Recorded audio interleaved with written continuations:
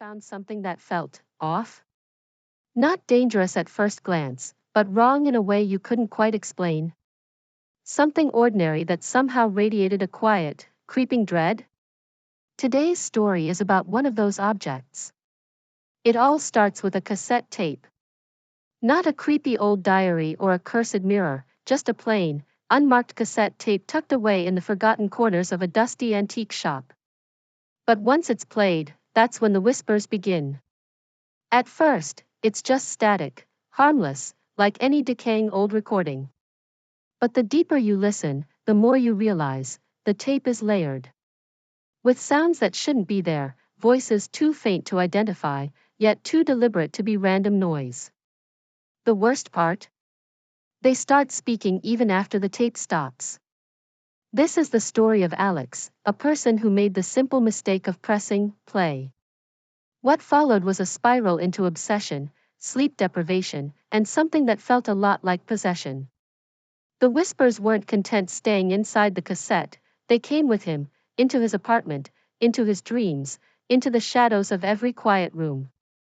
Now, Alex is left wondering, was this just audio trickery, a trick of the mind? Or did he uncover a message meant for someone else, a message now trying to deliver itself through him? If you've ever found something at a thrift store, garage sale, or hidden away in your attic and felt a sudden, inexplicable chill, this story will feel far too real. So grab your headphones, turn off the lights, and listen closely. Not too close, though. Because once you hear these whispers, they might never stop.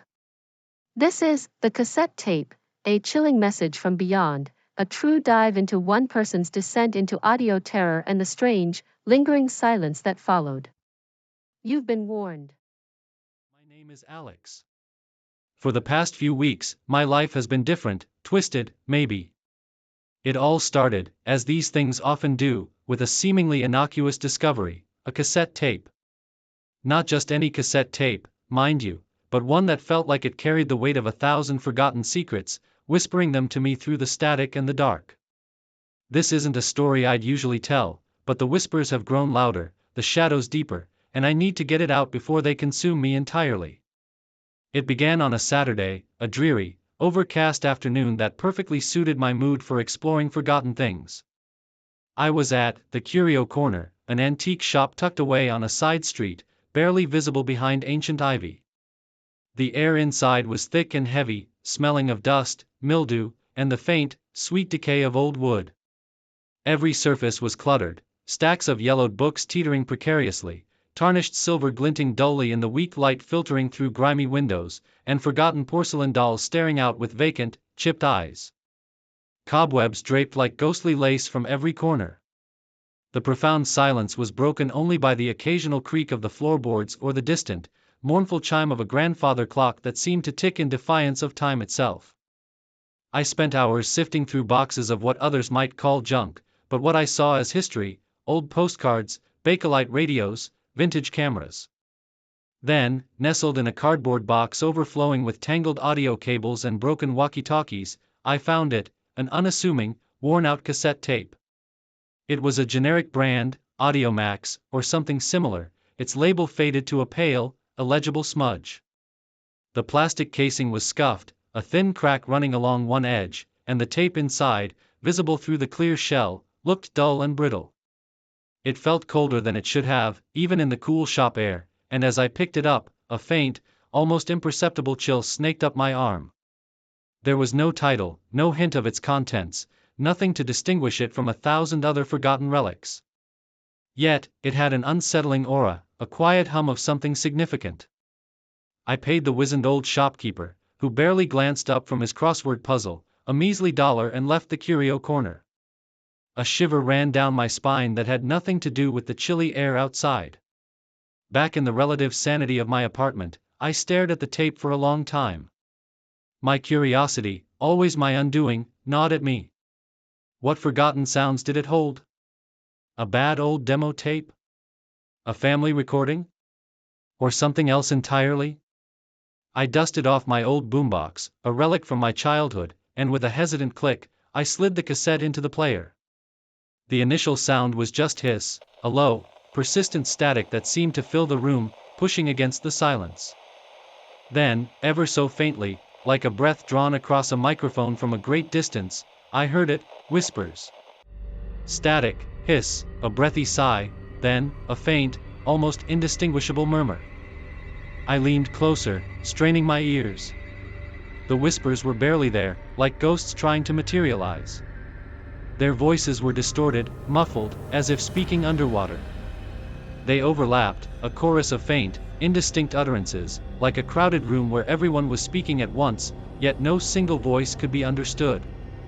Interspersed with these phantom voices were other sounds, a strange, rhythmic scratching that wasn't quite static, a distant, almost imperceptible groan, and then a sharp, sudden tink, like metal hitting glass. A shiver of unease traced its way up my spine. This wasn't just a bad recording. The sounds were too intentional, too layered. My initial curiosity, fueled by the thrill of discovering something unique, began to curdle into a growing sense of dread. The air in my room seemed to grow heavier, colder. I rewound the tape, played it again. The whispers were still there, still indistinct, but now I noticed a subtle shift in their timbre, a rising intensity underneath the static. It was like listening to a conversation through a very thick wall. You knew people were there, you could almost make out the cadence of their words, but their meaning remained elusive. This only fueled my determination. I had to know what was on this tape. I spent the rest of the evening and much of the night trying to make sense of the fragmented sounds. My old boombox wasn't cutting it, so I hooked it up to my computer, using an audio interface to get a cleaner signal. I fired up Audacity, a free sound editing software, and started to experiment. I applied noise reduction filters, boosted frequencies, and played with equalization. The process was painstakingly slow, each slight adjustment revealing a new layer of distortion or a sliver more clarity. The first breakthrough came with a spectral analysis tool. Patterns emerged in the waveform inconsistent with random static. Distinct, heavily masked vocalizations were present. After hours of fine-tuning, isolating specific frequencies, and slowing playback, a few words emerged from the cacophony. Help! A thin, reedy voice whispered, barely audible above a deeper, guttural sound that followed. Then, a fragmented, colder, more pronounced phrase, dark, alone, always. The one that truly chilled me, he sees you. I posted heavily processed and anonymized excerpts to a few online forums, including vintage audio enthusiasts, sound engineers, and even a couple of paranormal investigation groups. Responses varied. Some dismissed it as an old, degraded recording of radio interference. Others suggested it was a complex audio hoax. However, a few, particularly from paranormal communities, echoed my unease. They spoke of electronic voice phenomena, EVP, residual energy, and voices from beyond the veil. One user, Spectra Seeker, suggested the underlying guttural sound wasn't human.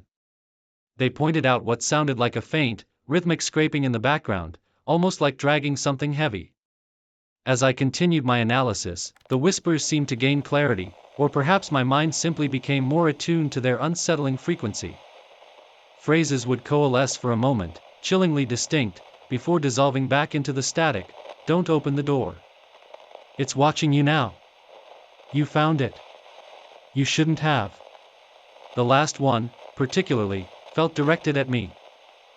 It felt like a tangible presence, a lurking shadow extending from the cassette into my room, into my mind. The fear wasn't just creeping in anymore, it was sprinting, a cold, breathless terror that started in my gut and spread through my limbs. I started to hear whispers even when the tape wasn't playing. Faintly at first, then clearer. A soft rustle behind me when I was alone in the room. A whisper of my name, so faint I could convince myself it was the wind, until it happened again, closer, distinct. My apartment, once a sanctuary, began to feel like a cage, and I, the prisoner. The tape wasn't just a recording, it felt like a portal. And something had slipped through. The impact of that cassette tape and its chilling messages has been profound. Sleepless nights became my new normal. Every shadow in my room seemed to deepen, to coalesce into watchful shapes. Every creak of the old building, Every gust of wind against the window sounded like an approaching step, a whispered warning. When I did manage to drift off, my dreams were vivid, terrifying tapestries woven from the sounds of the tape. I saw fractured faces and felt the oppressive weight of unseen eyes. I was trapped in an endless, echoing darkness filled with the distorted chorus of unseen voices. Their words were just out of reach, yet undeniably menacing. A lingering sense of dread became my constant companion, a cold knot in my stomach that never quite dissipated. It's an oppressive feeling, a pervasive certainty that I'm no longer alone. The emotional toll has been immense. I feel constantly observed, as if under surveillance. I find myself glancing over my shoulder, checking locks multiple times, and starting at my own reflection in the dark glass of my window, half expecting to see something else standing behind me. The paranoia has been escalating. I've become withdrawn, finding it hard to focus on work or conversations with friends because a part of my mind is always listening, always waiting for the next whisper, the next sign that it is still here. I've tried to rationalize it. Is it just my mind playing tricks on me? The power of suggestion, amplified by sleep deprivation and an overactive imagination? Perhaps the sound analysis was flawed, and I was merely projecting meaning onto random noise.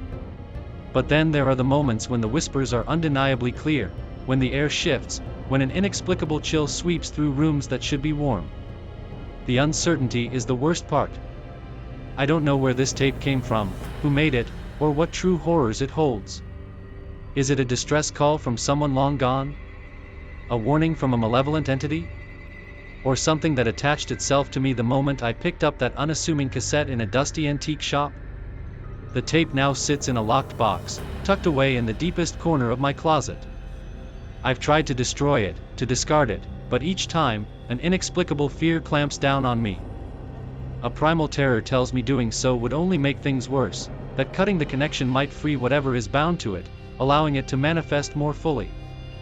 So, it remains, a silent, chilling presence in my home, a constant reminder of the day I unknowingly invited a whisper from beyond the veil into my life. Was it a real paranormal encounter? Or has my mind simply conjured a monster from the static? I honestly don't know anymore. The echoes of those whispers still haunt me, clinging to the edges of my hearing, waiting for moments when the world grows quiet enough for them to truly speak. Have any of you ever stumbled upon something like this? An object that felt wrong? Heard sounds that weren't supposed to be there? Maybe hearing your stories will make me feel a little less alone in this unnerving silence. Or maybe it will just confirm that some whispers, once heard, can never truly be forgotten. The tape is still there. And silence, I've learned, is often the loudest sound of all.